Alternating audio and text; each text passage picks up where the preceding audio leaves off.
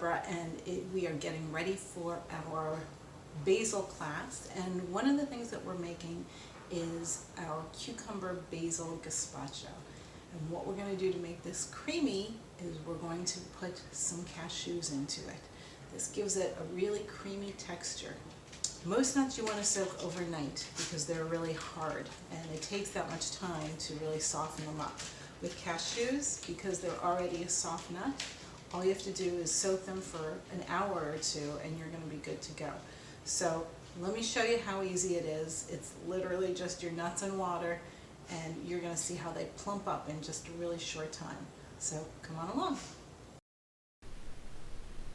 Okay, super quick and simple. We're going to grab a bowl, or here I'm just using a measuring cup.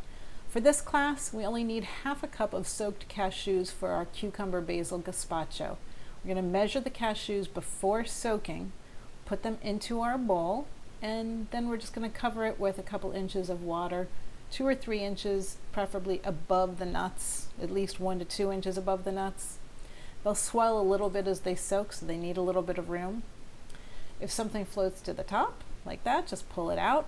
We will rinse them again after soaking to get anything that might have gotten into the nuts out of there before we use them.